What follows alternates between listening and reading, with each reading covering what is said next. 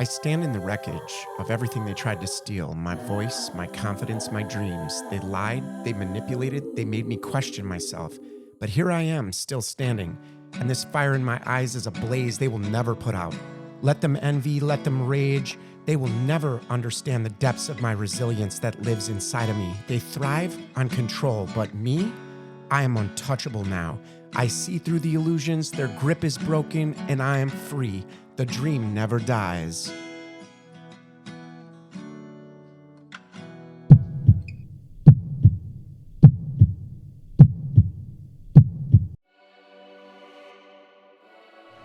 What's up, guys? So, I'm going to come to you today, and I just want to remind everyone that, at least if you're in the United States, that torture, let me say this again, the word torture has been legalized under NDAA and other laws that are emergency executive orders as they rule in the crisis. It's called crisis management. It's a form of communism with an overlay of technology like you've never seen. If other dictators in world history had their hands on this technology, and really it's been documented, the weaponization of the electromagnetic spectrum. And you know, you and me, we only see just a certain amount. That's visible light. And it's a sliver. It's a sliver on the electromagnetic spectrum, one of the smallest slivers in that whole gambit of frequencies. And we know that these frequencies are,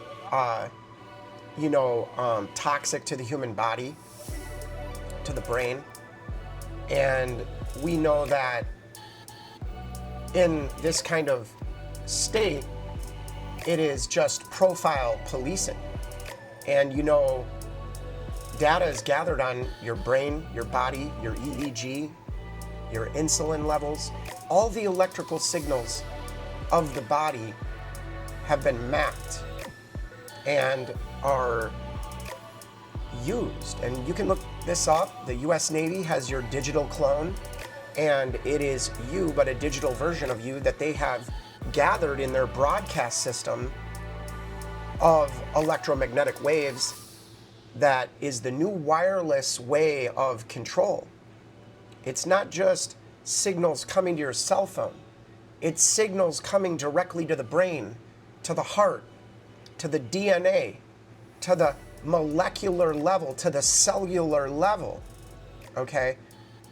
And so, if any of you remember Dick Cheney, he had that pacemaker, right? He had that fake heart. And they succeeded, I guess, in giving him this fake heart, and it worked for a long time, but he specifically requested publicly, this came out that, he asked not to be networked up for fear of electroshocks that they can do to you in your own house. They can burn your hands, burn your palms, burn your feet like they did to me. I'd be sleeping, and I'd be woken up in the middle of the night, because sleep deprivation is so key to getting you to act outside character, okay? To get you to react bad. When you're being deprived of sleep every day and tortured in your own home for talking about things or for speaking the truth, because the path that this society is on is pure destruction. It's pure evil to silently torture and harass innocent people.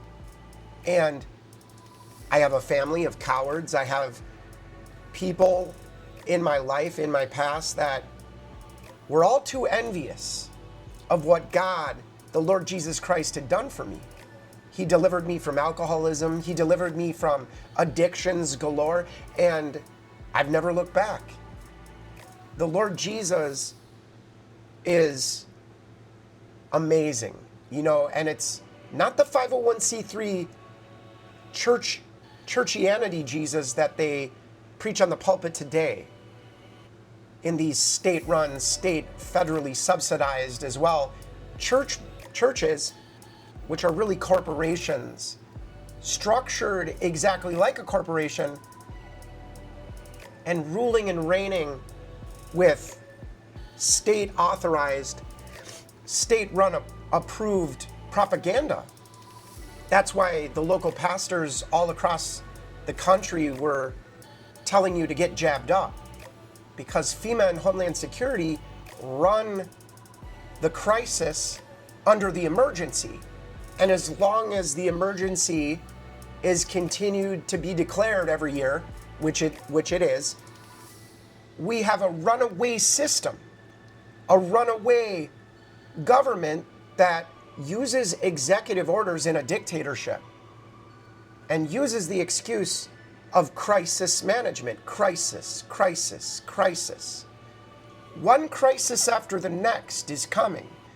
And it's not an accident. It's not just happenstance. This is a methodical, organized, and coordinated plan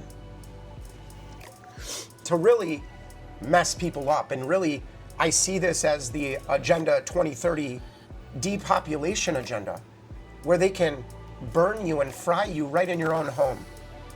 So I would be waking up at night, my hands on fire, my feet and the bottoms of my feet on fire. And mind you, this was all during a time where everybody was bailing on me. Everybody wanted to get away from me because they knew and were participating. And you know, they get family and friends by approaching them and either threatening them or, you know, because they don't want to be targeted themselves. So they threaten them to go along with it, or else they just bribe them. And it doesn't take much with such an immoral family like I have. It doesn't take much to participate with that envy towards another person's blessings and talent and deliverance and freedom and that shine, that glow that comes from knowing Christ. But nevertheless, the torture started for me during the time of a divorce. And at that same time, all I could do was lay in bed for a year straight. I called family, I called friends. Nobody wanted to have anything to do with me as the torture proceeded. And I would ice my chest with ice directly on my skin because the pins and the needles to my nipples, to my chest, to the sensitive areas of my body, let's just say that. For a year straight, I laid in bed while I couldn't attend to any other thing because of the torture. And I was waking up every night, red hands, red feet. Next thing you know, I'm being hit with what felt like pins and needles, like a needle poking your chest. Many women who have, or men with gynecomastia symptoms, know what that sensation is like, and especially women who are ovulating or whatever else, they know what that's like, that sensation, but times it by 100 million, you know, times it by infinity, because the level of torture that they can get away with quietly and silently, exterminating you right in your own house, is so far-fetched, most people won't believe the advancements that our own military is using on civilians and trying to cover it up, trying to hide it, trying to pretend like it's for our good. It's a complete usurping of our volition, of our purpose, of our destiny, of our God-given right to exist. And so this torture lasted in this way for a year as my ex was doing her own thing, grumbling about having to take me to the hospital over and over. I would experience anaphylactic shock for no reason and have to keep being rushed to the hospital because my airway was closing down. Imagine someone having that much hatred, that much bitterness, that much hostility towards someone, that they could stand by and just watch sheepishly in a coordinated, organized way to see me stumble, to see me fall, to see me be done away with, to be eliminated. And you know, I have a daughter that I wanted to raise. I raised her for the first 8 years of her life. And of course, the motives are there on the smaller level, on the personal level, that show so much participation in my destruction. And so the torture kept happening. I kept icing my chest. And the pain was so bad that you can't do anything else. You can't do one thing but roll around in your bed, begging God to make the pain stop, to make the pins and needles stop. So I started my journey on going from doctor to doctor. And of course, they want you to do that because they're going to find nothing wrong with you. And they're going to tell you in the end, after they spend up your insurance money and everything else, that maybe it's just psychosomatic. Maybe you're just stressed out. I can recommend a psychologist. I can recommend to you medication. Seems like you might be maybe not connecting with reality. You know, all the things that they say to pigeonhole and to make a target homeless and to damage the reputation and standing of a target so that you can be of no influence, so that you can rot and die in front of all the people that know what's going on, but they don't want to say anything because they're too afraid. They're too afraid. And this isn't just for bad guys, is what I'm trying to say. This is for the average, everyday citizen in this dragnet where in communism, they just criminalize lawful behavior and then they target you selectively. That's why it's so hard to stop, because you could be targeted and your family member might not be. So they're just wondering, are you losing your mind? And then eventually they get approached, like my family did. So the torture kept continuing. And I was going to the doctor, doing the process of elimination, like any sane, rational person would do. First, they tried to say, oh, it might be nerves, but it wasn't nerves.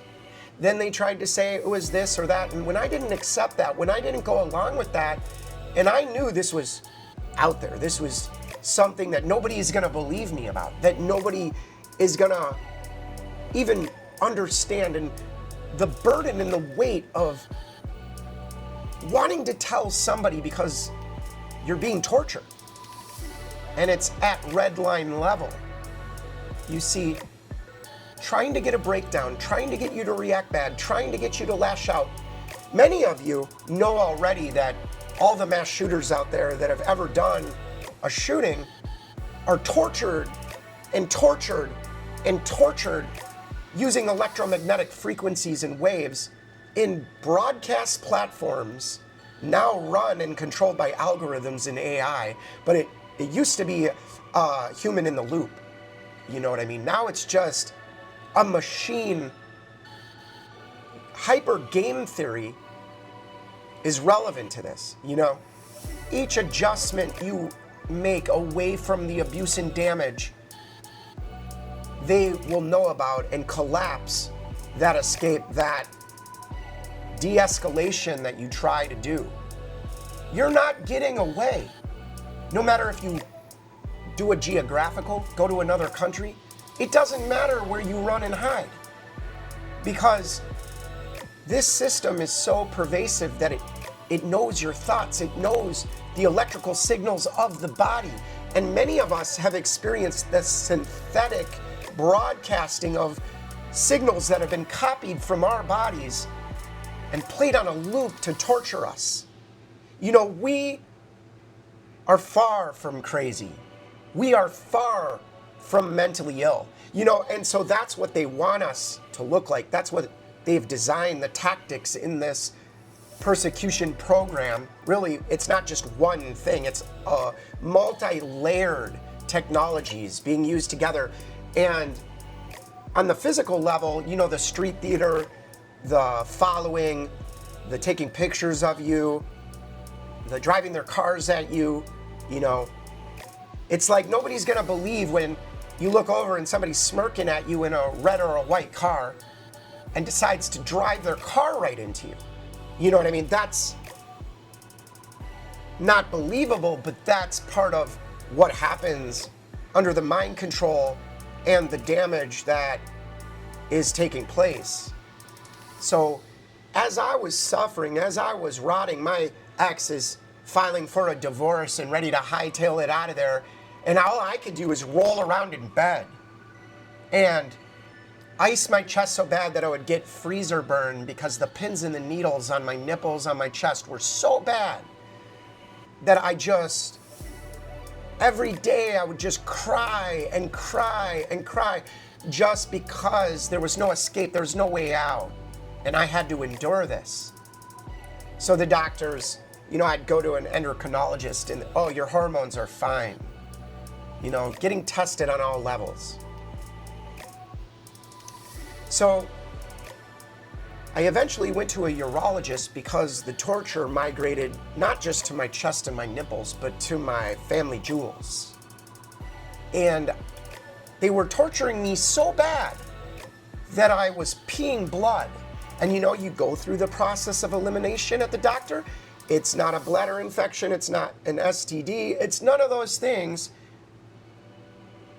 And you just sit there because they communicate with you through many various means, whether it's directed speech, you know, and the street theater that they perform directly around you. It doesn't matter what it is, they're gonna get their message across. So after the endocrinologist said, your hormones are great, you know, there's nothing wrong with your body. And so I thought I was just going to suffer this the rest of my life. And the pressure that they put on my body, on me, on my mind was so great. It was so powerful in terms of the torture that it completely stopped my life. It's pretty hard to take care of yourself when everybody bails on you. And then, of course, has a reason, has an excuse, has a story to tell, a narrative that doesn't match the facts of reality, but you never got a chance to even speak up for yourself. And it's not like your family and friends care about that because they know you're telling the truth. They just know that if they acknowledge you, that they themselves will lose everything they have. So, at the end of this, which was a year straight, the urologist said that I was having blood in my urine. But yet, no prostate problems, nothing wrong. Tested on every level, A to Z, documented. As I was going to these doctors and continuing, you know, the doctors started looking pretty sheepish.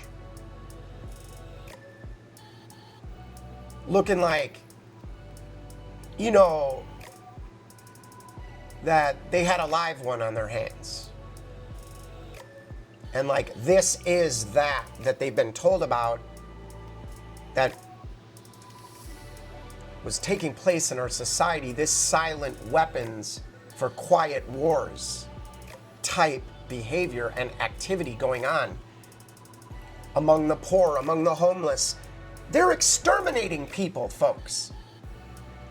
In many of these liberal states, I used to say 10, 15 years ago, the goal of this community-based policing program is to get you homeless, to make you complain enough to make you look mentally ill, and then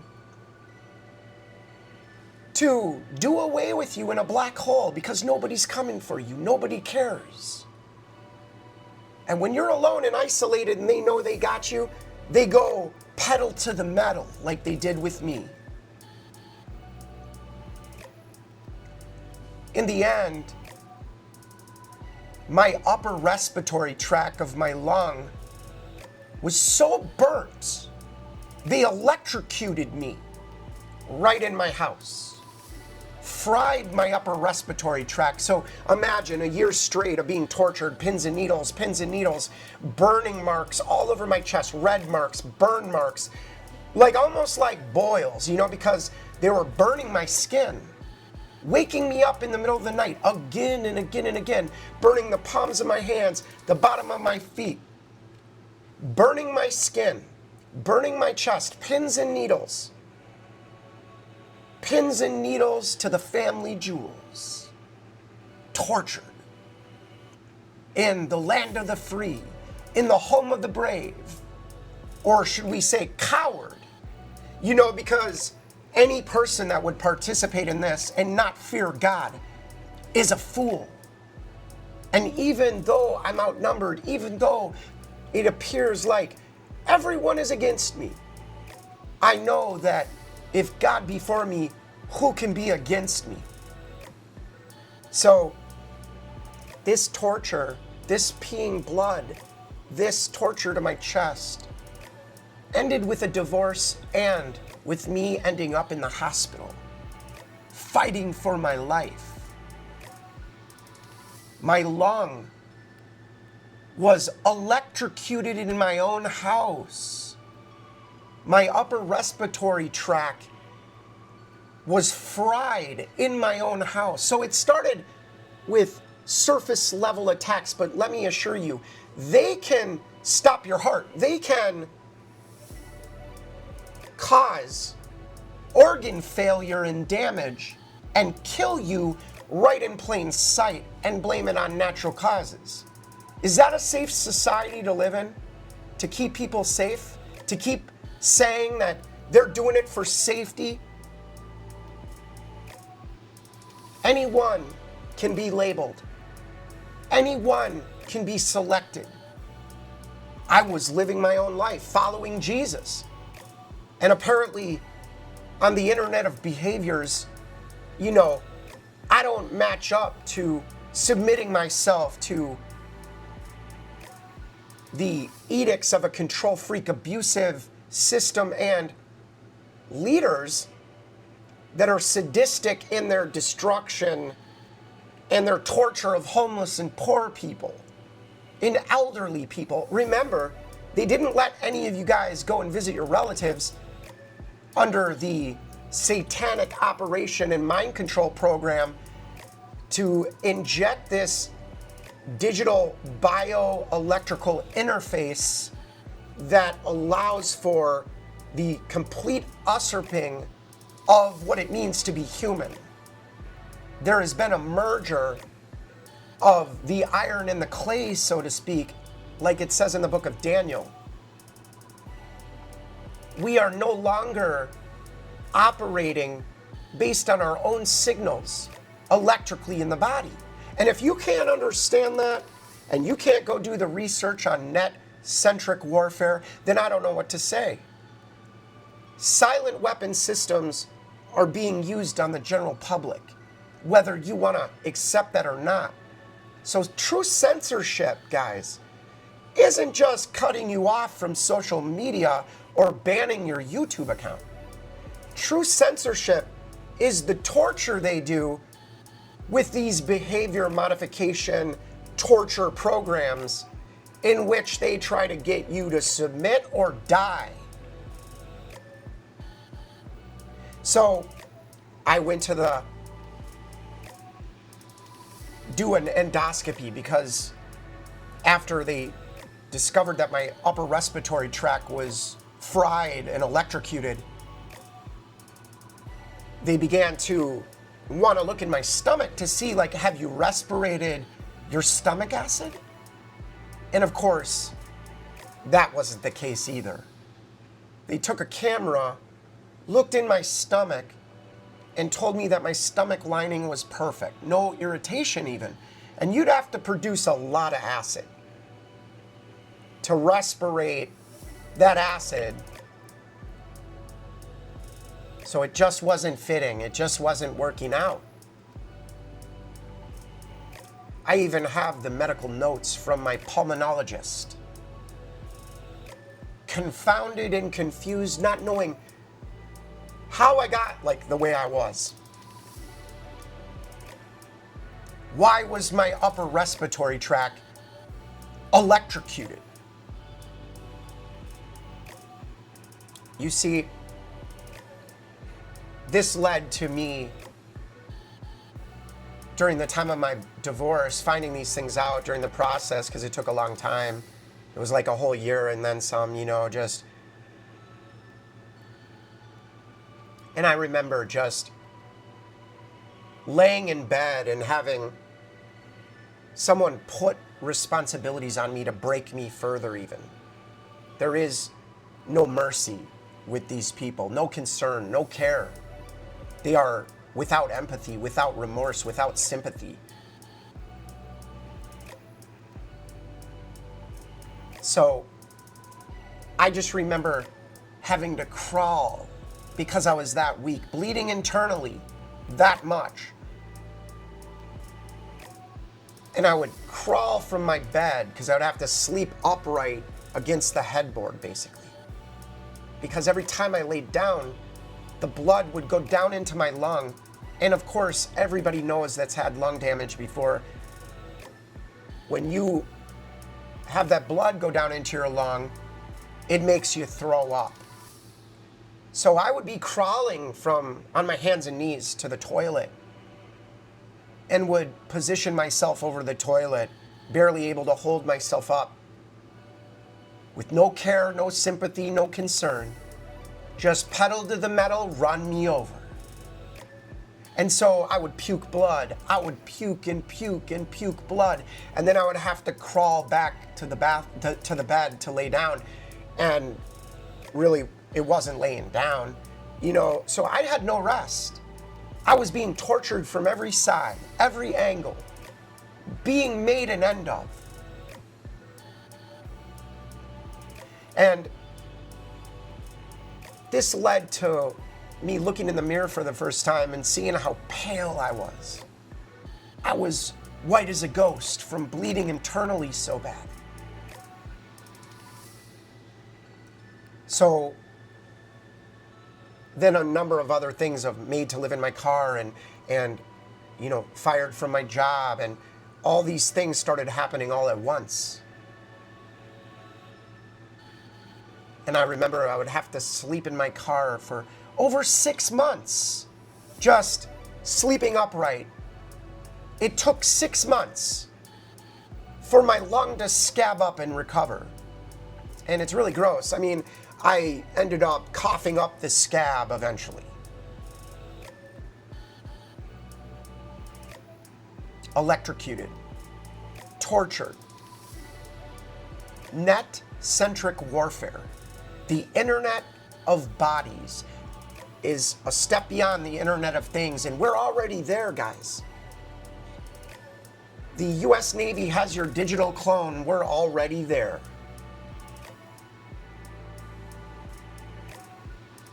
The new form of governance is this technocracy and this meshed network, that has been in place for quite some time. So the network has eyes and bones. It's your body. They told us, the future would be frictionless with this technology, that war would be won not by blood, but by bandwidth, that the body would be healed, optimized, and digitized like they sell it.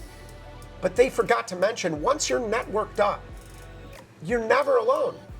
You're never offline. You're never your own. And just welcome to the age of this net-centric warfare and the Internet of bodies.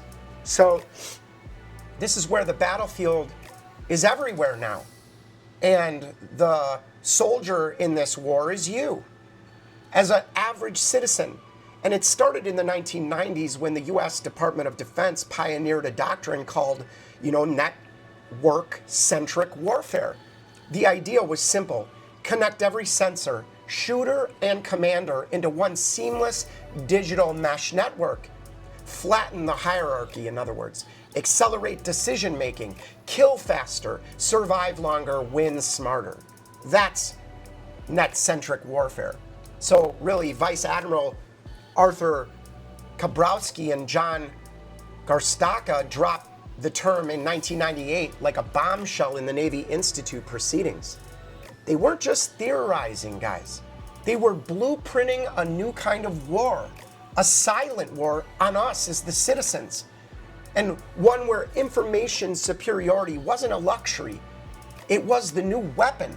So this is Netcentric Warfare, and by 2001, the theory evolved into understanding information age warfare, a framework that split reality into 3 domains: physical, informational, and cognitive. You don't just fight with guns anymore, folks.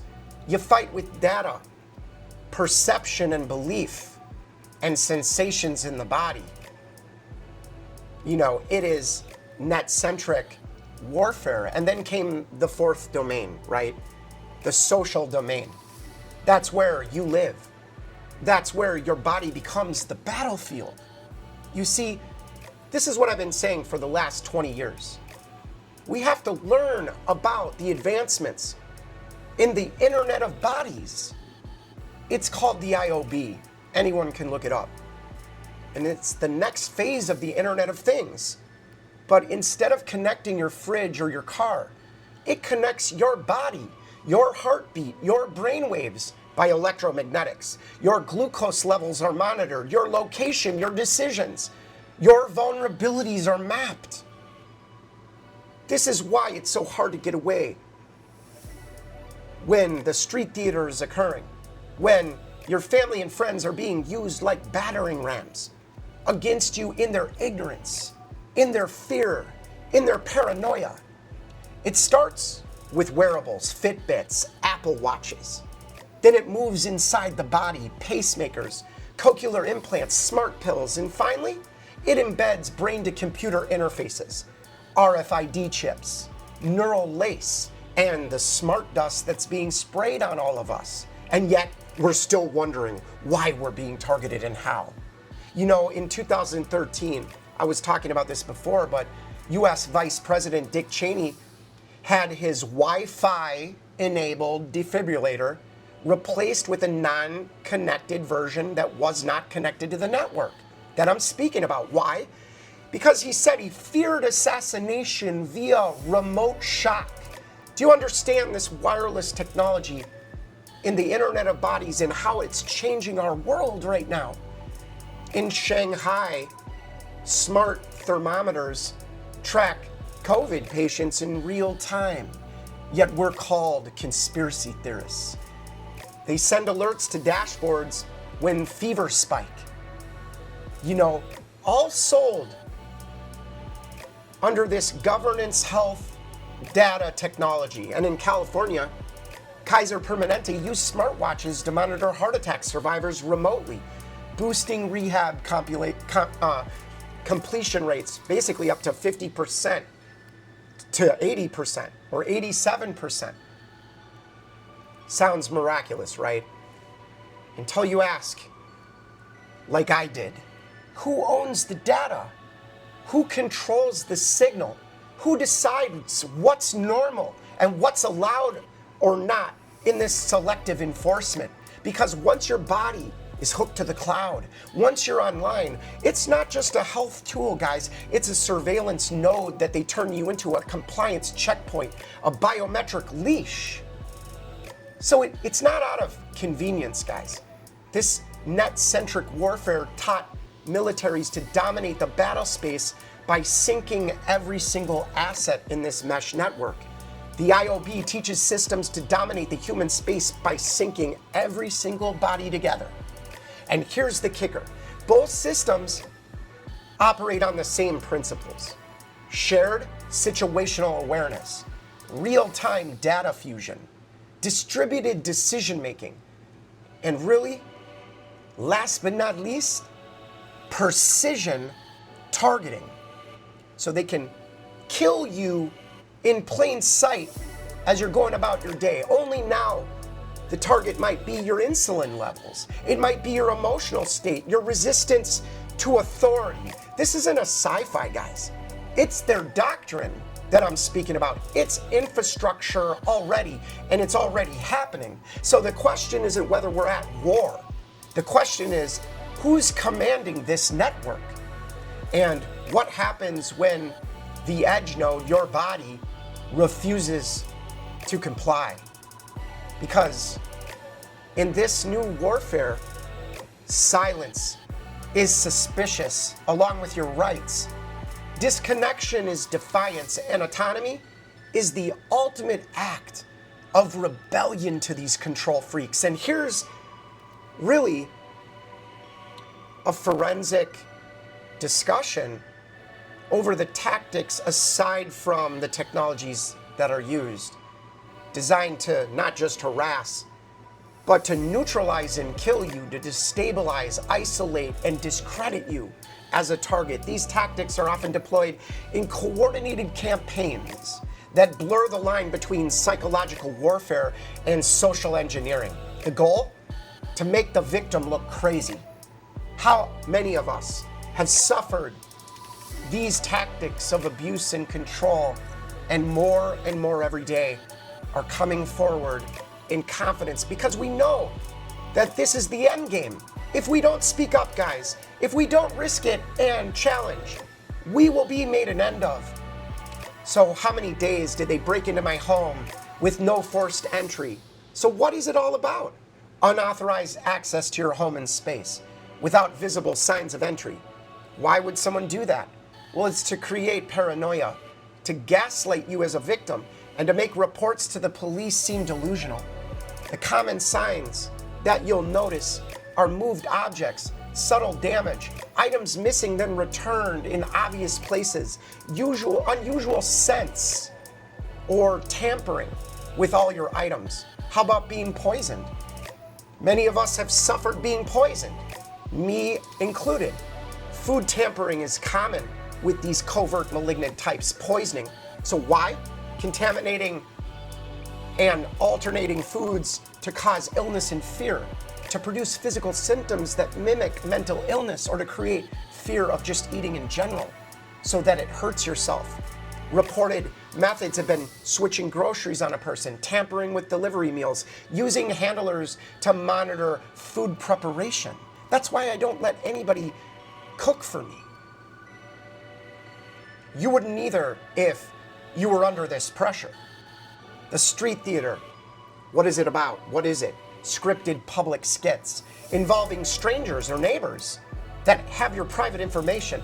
Why is it used? Well, it's used to provoke, confuse, and isolate the target while appearing normal to outsiders. Fake arguments near the target are common. Staged accidents or confrontations, running intercepts on you, repeating phrases or gestures the target recently just used. You see, this is all to intimidate. Then comes the mobbing, whether it's at your job, if you have a job, if you're lucky enough to have that kind of freedom. The group harassment appears in workplace. It appears in the neighborhood you live in or online. And why is it used? Well, obviously to socially isolate and psychologically exhaust the target.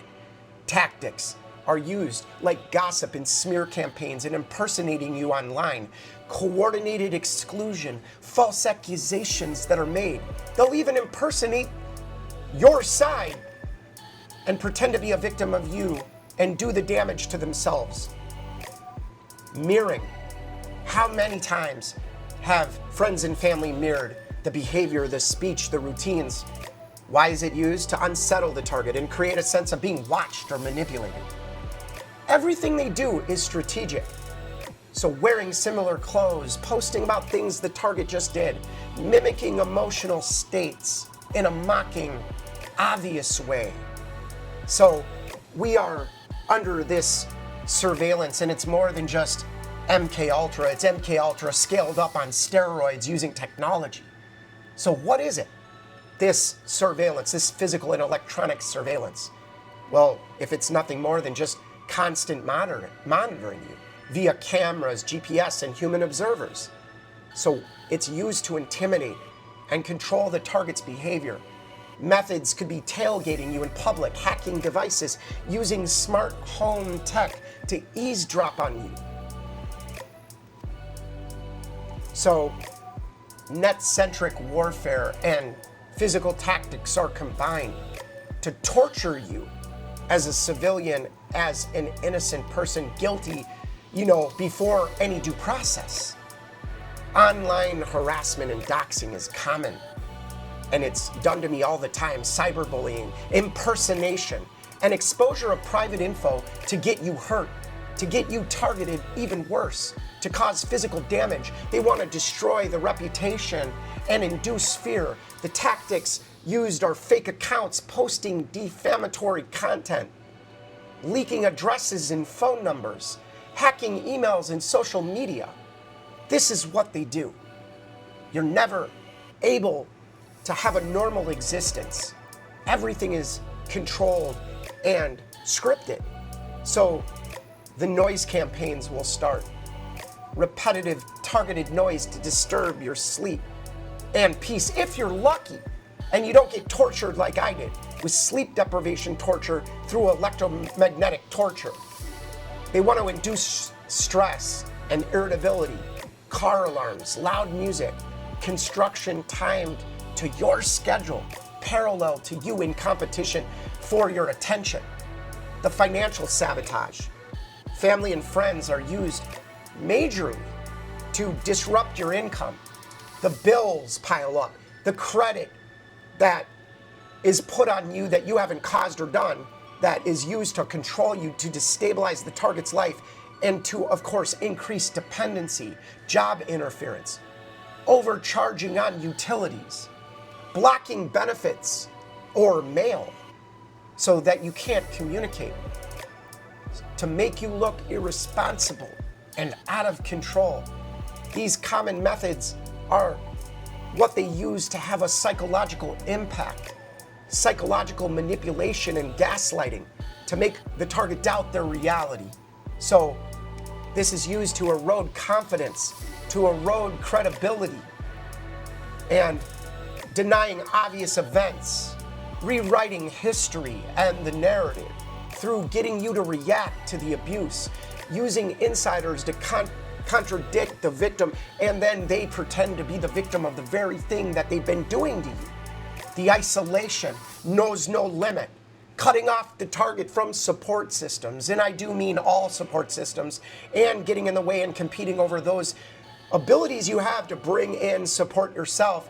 They will inject themselves in between you and what you're going after to make you more vulnerable and easier to control, turning friends and family against you, spreading rumors, and creating distrust.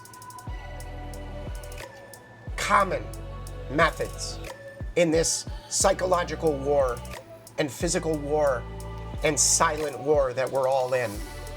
How about chemical exposure? How about the use of gases and scents in your home, or substances to cause illness and confusion? All of it is designed to mimic mental illness when you react, or induce panic, which is better for them because they get to feed off of the destruction. Unusual smells, sudden headaches or nausea, or suddenly throwing up all the time. Symptoms with no medical cause, as I said. Symptoms with no medical cause. Again, common methods that have a psychological impact. And so,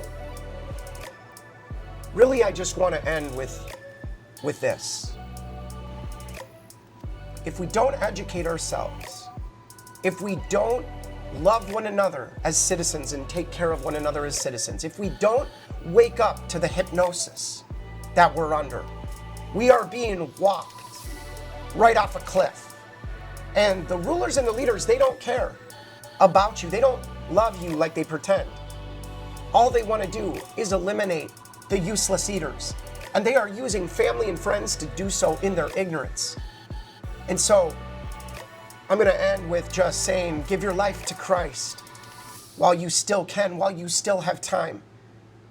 I even beg with my enemies, give your life to Jesus, because He's the way, the truth, and the life. And really, in the end, you're gonna lose. And that's why we can rest assured and maintain our peace, can't we? Because we know in the end, resurrection life is present with us. And many of us have experienced this in reality, experientially, as they tried to put us to death and make it look like an accident, make it look like we did it to ourselves. I love you guys.